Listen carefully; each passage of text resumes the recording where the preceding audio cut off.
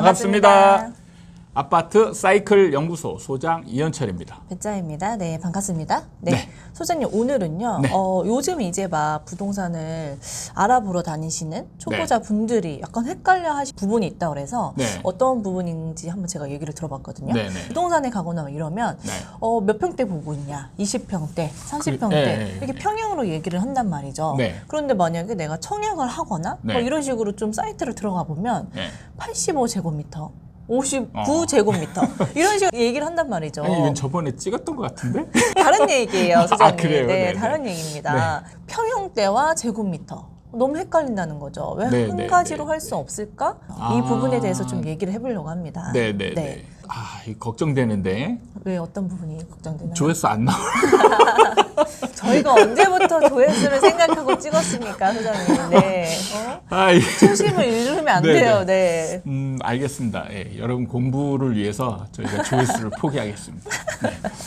사실 이 평이라는 단위는요, 우리나라에만 쓰고 있대요. 우리나라만. 그쵸. 외국에선 평? 못 알아들 것 같은데. 우리나라에만 평? 쓰고 있고, 평이 몇 제곱미터인지는 아세요? 평이요? 예. 3.3. 이렇게 자신이 없어요. 나가서 틀려가지고 이제. 네. 맞아요. 3.3제곱미터인데 네. 3.3제곱미터가 참 계산하기 진짜 힘들어요. 가로 세로 곱하기가 이제 제곱미터잖아요. 회배. 회배는 알아요? 회배요? 네, 회배는 처음 들으는가? 이렇게 세대 뭐죠? 네. 1 곱하기 1에 1이면 1제곱미터잖아요. 네.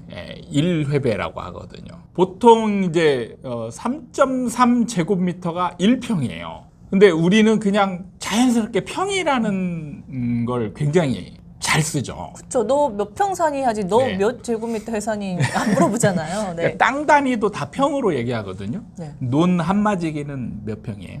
이렇게 하면 네. 논이라요. 저는 도시에서 살았답니다. 네.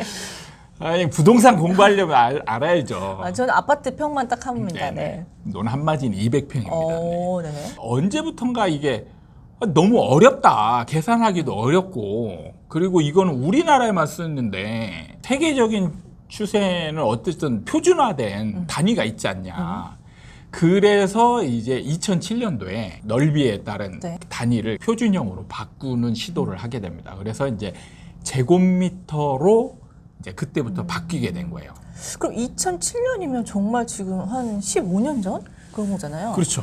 근데 15년이 지났는데도 지금 이게 헷갈리는 거면 네. 좀 잘못된 게 아닌가 싶거든요. 15년이면 네, 네, 네. 1, 2년도 아니고. 그건 네. 맞아요. 저도 네. 이 부분에 대해서는 참 이 정부한테 아쉬움이 좀 많은 편인데 어차피 뭔가를 고치려고 했으면 이걸 약간 강제해가지고 바꾸도록 노력을 해야 되는데 네. 바꿔놓고 별 노력을 안 했어요. 그때 참 신기한 게 주소 있잖아요. 주소도 그때 같이 바꾸거든요. 네. 우리는 옛날에 집원이라는 단위를 썼었는데 이제 도로명 주소로 바뀌었잖아요. 네.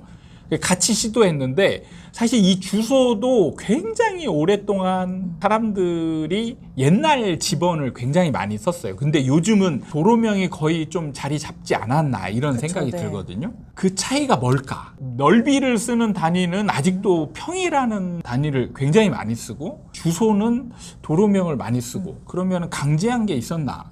특별히 강제한 게 없었는데 바뀌었어요. 왜 그랬을까 고민을 저도 나름대로 엄청 해봤거든요. 네.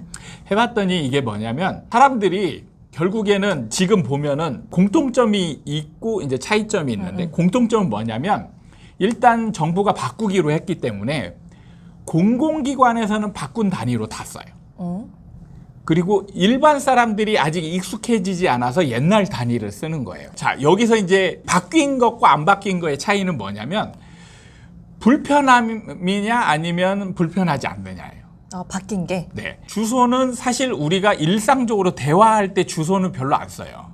그쵸. 우편물 볼 때나 우편물 쓰죠. 보낼 때, 네, 우편물을 보내거나 택배 보낼 때 이렇게 막 해야 되는데 결국에는 공공기관을 거쳐서 이게 해야 된단 말이죠. 그러면은 꼭 공공기관이 제공하는 거를 써야 되는 거예요. 네. 그러니까 불편해요. 기관에서 제공하는 단위를 이제 계속 조금씩 쓰다 보니까 이제 익숙해진 거예요. 불편하지만 해야만 했던 네, 거죠. 네. 해야만 했기 때문에. 네. 그래요. 근데 부동산은 보니까 불편한 게 없어요. 일반 사람들끼리 굳이 공공기관을 꼭 통해서만 해결되는 게 아니거든요. 그쵸, 예, 네. 그래서 일반 사람들끼리 우리 얘기할 때 너 몇 평 살아? 부동산 가도 몇 평 보러 왔어요. 이렇게 하는데 별 불편함이 없어요. 다 알아듣고. 네. 또. 그렇죠. 그러기 때문에 이게 쉽게 안 바뀌는 게 아닌가 이런 생각이 들어요. 그래서 바꾸지 이런 않아도. 부분을 좀 정부가 알아가지고 강하게 제도 개선을 위해서 노력을 하든지. 근데 이제 정권이 바뀌었잖아요. 네. 자기는 저 이미 15년이 지났기 때문에 네, 뭐 이미 이제 뭐 이게 그거를 중요한 건드릴 것 같잖아요. 네, 뭐 언론에서 크게 다루는 것도 아니고 그러니까 정부에서 이거를 의지를 가지고 뭔가를 할 지금 개연성이 없는 거예요. 그러니까 이미 이제 의지는 없는 게 보였고 네. 어찌됐든 지금 이 시점에서는 지금 불편함을 걷는 거잖아요. 우리가 혼돈을 걷는 거잖아요. 그렇죠. 이거를 그럼 어떻게 좀 정리를 할 수 있는 이런 게 있나요? 이거는 방법이 없어요. 네. 이거는 통일이라는 게 필요하고 표준형이라는 게 필요한데 지금 공공기관에서는 제곱미터 단위를 쓰고 우리는 평이라는 거에 익숙해 있는데 바꾸려고 하는 의지 없고 익숙하지 않은 사람은 좀 불편할 뿐인데 조금 지나면 익숙해져요, 평에. 정부의 강한 의지 외에는 방법이 없어요. 아 그리고 이런 거 보다 보면요. 네. 이 30평대, 20평대 이렇게 보잖아요. 네, 네. 25평은 80, 그리고 30평대는 110 이 정도로 생각하면 되잖아요. 네. 근데 공공기관이나 이런 데를 보면 확 숫자가 달라진단 말이죠. 네. 20평대는 59, 네. 30평대는 84 네. 이렇게 확 줄어든단 말이죠. 네. 그럼 이게 내가 보는 게 무슨 평형이냐 이걸 또 한도 바꿔봐야 되고 또 헷갈려요. 그렇죠. 선생님. 이거에서 많이 어려워 하시는 분들도 있을 거라 생각이 들어요. 지금 공공기관에서 제공하는 단위는 제곱미터이고 85제곱미터가 이제 국민평형이거든요. 네. 이걸 평형으로 환산하면 한 27평 정도 돼요. 네. 근데 이거를 우리는 33평 내지 35평으로 얘기를 한단 말이에요. 그럼 이 차이는 뭐냐면 얘는 전용 면적이에요. 전용 면적이고 우리가 얘기하는 아파트의 일반적인 평형대는 계약 면적이에요. 그럼 전용 면적이랑 계약 면적이 뭐가 다른지 좀 봐야 될 것 같은데. 그렇죠. 네. 예, 그건 뭐냐면 자 우리가 아파트가 있어요. 내가 살고 있는 공간 있고요. 네. 그 다음에 여러 사람이 같이 쓰는 공간이 있어요. 내가 살고 있는 집 안에 내부는 내 전용 공간이고요. 네. 이걸 전용 면적이라고 해요. 현관문을 열고 들어가서 그렇죠. 사용할 네. 수 있는 그런데 공간. 일단 현관문을 열고 밖으로 나오면 네. 복도가 있죠. 그렇죠. 복도는 공용 면적이에요. 계단도 공용 면적이에요. 그 다음에 커뮤니티 다 같이 쓰잖아요. 공용 면적이에요. 네. 그러니까 여러 사람이 같이 쓰는 면적을 공용 면적이라고 해요. 이제 왜 나누느냐? 우리는 사실 가격이 중요하잖아요. 그리고 분양을 받을 때 분양이라는 걸 이제 내가 살고자 하는 전용 면적만 사는 게 아니고 공용 면적을 같이 내 지분, 일정 지분으로 포함해서 사는 거예요. 네. 그래서 보면은 전용 면적 플러스 공용 면적의 일정 지분 n분의 1 하는 거예요. n분의 1. 전체 공용 면적을 세대수로 n분의 1 해서 공용 면적의 지분을 더한 거예요. 그게 계약 면적입니다. 그러니까 전용 면적 플러스 공용 면적을 한 게 계약 면적이다. 그렇죠. 그럼 또 클 수밖에 없는 거네요. 그러면. 그렇죠. 네. 계약 면적이 이제 훨씬 커져요. 좀 헷갈린 거잖아요, 솔직히. 네, 네. 그러면 그냥 공공기관에서도 그냥 네. 똑같이 통일시켜서 네. 계약 면적을 하면 되지. 네. 왜 굳이 네. 전용 면적을 쓰는지 아, 예. 그게 좀 궁금하더라고요. 맞아요. 사실 그 옛날에는 공공기관에서도 계약 면적으로 썼어요. 그런가요? 예. 계약 면적으로 썼어요. 그래서 공용기관에서도 뭐 아파트나 이런 거 할 때 보면은 33평, 그 다음에 뭐 25평 이런 단위를 썼어요. 그런데 왜 바뀌었냐? 옛날에 33평 아파트인데 실제로 집에 들어가 보면 이 집은 굉장히 큰데 이 집은 굉장히 좁고 그래요. 아, 같은 계약 면적이라고 나와 있는데 실제로 가보면 다르다? 예, 실제로 가보면 진짜로 달랐어요. 네. 예, 어떤 집은 굉장히 컸어요. 그 어떤 집은 작아요. 그래서 이게 뭔지 봤더니 계약서에 쫙 봤더니 전용 면적이 다른 거예요. 다를 수가 있군요. 네, 그래가지고 똑같은 33평인데 어떤 거는 뭐 한 30평 전용 면적이 실제 면적이 어떤 거는 한 25평 뭐 어떤 거는 또 한 20평 뭐 이렇게 다 달랐어요. 그래서 사람들이 이제 불만을 좀 제기를 하는 거죠. 그걸 자세히 들여다보지 않으면 그냥 네, 실패 잘 모르죠. 되는 거네요, 진짜. 그래서 사람들이 별 불편함이 없었는데 어느 순간부터 이제 약간 집이 이렇게 과열되면서 항상 과열될 때 뭔가 튀어나오거든요. 과열되니까 이게 노무현 정부 때 튀어나오는 거예요. 네. 과열되니까 사람들이 이제 면적에 따른 집값이나 뭐 이런 거에 민감하잖아요. 얘네 집은 큰데 우리 집은 큰데 왜 얘네 집하고 가격이 똑같아? 뭐 이런 식의 이제 불만이 제기가 된 거죠. 그래서 보니까 사람들의 공감대를 얻어낸 게 뭐냐? 결국에는 내가 사는 공간이 중요하지. 공용 면적이나 이런 게 얼마나 중요하냐. 그러니까 가격이랑 연관된 건 전용 면적이 중요하지. 네. 계약 면적은 아니라는 걸 알게 그렇죠. 된 거죠. 네. 그래서 옛날에는 똑같은 33평이라고 하더라도 전용률에 따라서 전용 면적이 다 다른 거예요. 그래서 전용률이 되게 중요한 기준이 됐었어요, 옛날에. 그러네요. 네. 전용률이 90%다. 그러면은 내 공간이 엄청 넓은 거예요. 90%면은 30평 정도 되는 거예요, 전용 거네요. 면적이. 네. 그래서 엄청 넓고 전용 면적이 한 70%대다.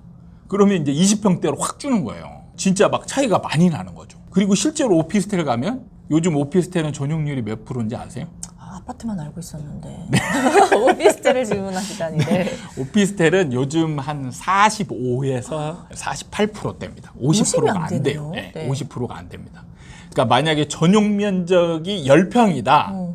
계약 면적은 22평 정도 되는 거예요. 만약에 평당 1,000만 원이다. 전용 면적 기준으로는 10평이니까 평당 1,000만 원이면 이제 10평이면 1억이잖아요. 근데 돈을 내야 될 때는 2억 2천을 내야 되는 거죠. 계약 면적이니까. 그러게요. 그런 식으로 이제 되는 거예요. 근데 옛날에는 전용률이 굉장히 중요한 개념이 됐어요. 그래서 이제 바꾸게 된 게 실제로 내가 살고 있는 공간이 중요하기 때문에 이걸 통일시키자. 이렇게 된 거예요. 그래가지고 33평에 해당하는 가장 표준적인 면적은 얼마냐? 바로 이제 85제곱미터예요. 그래서 이제 2007년에 넓이의 단위를 개량을 하면서 이때 전용 면적 기준으로 다 바꿔버린 거죠. 네. 그때 또 얘기를 들어보니까 그때는 또 그럴 수밖에 없었던 상황이긴 했네요. 그게 너무 혼란을 주니까. 네, 맞아요. 계약 네. 면적이 아닌 전용 면적. 진짜로 집집마다 다 달랐어요. 특히 이제 큰 평형대로 가면 완전 다른 거예요. 저는 구조만 다르다고 생각했었지 이렇게 네. 약간 전용 면적이 확 다를 줄은 생각지 못했거든요. 네네. 그래서 지금은 이제 85제곱미터다. 그럼 다 똑같아요. 면적이 네네. 다 그냥 내부 면적이 85제곱미터로 이제 다 똑같은데 또 달라요.